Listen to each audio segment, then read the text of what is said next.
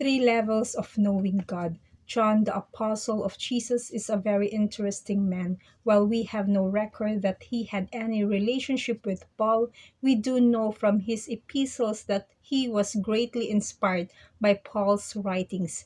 Ironically, he did not write until some 30 years after Paul died, but he is the only writer who wrote anything of note about Paul's great mystery of being a new creation in Christ. John's Gospel and epistles are a confirmation to Paul's revelation. In John text in 1 John chapter 2 verse 12 to 14, he gave three levels of understanding the things of God. The first level of understanding is the child level. This understanding is that God is for me and that is all that matters. Like all babies, baby Christians cannot care for themselves.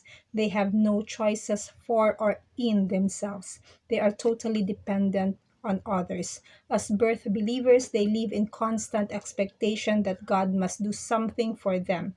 They love the attention of others and love to be where signs, wonders, and miracles are taking place. They are not able to function on their own.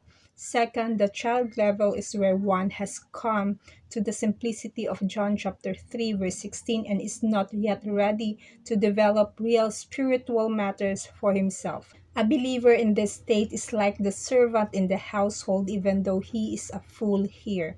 Third, at child level, getting things from God becomes an obsession. Your life is taken up with studies on how you can get more faith, more power, and more blessings. On this level of knowledge, the believer becomes like Israel of the old. Ever since Israel was delivered from Egypt's bondage, she looked to God for another miracle. She never grew to loving and experiencing God. It was always God is able, nothing is impossible.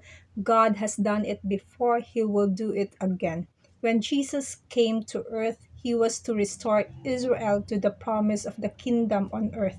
Just to get Israel's attention, Jesus performed innumerable miracles, yet this did not make believers out of Israel.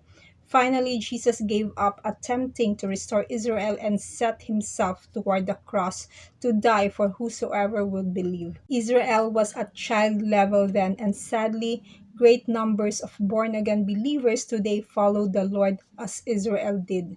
Fourth, at child level, the believer is more concerned with the outer things of life than the inner relationship with the Christ in him. Because the outer aspects of religion are so alluring, most believers are led to believe the very essence of God is in things you can see and touch.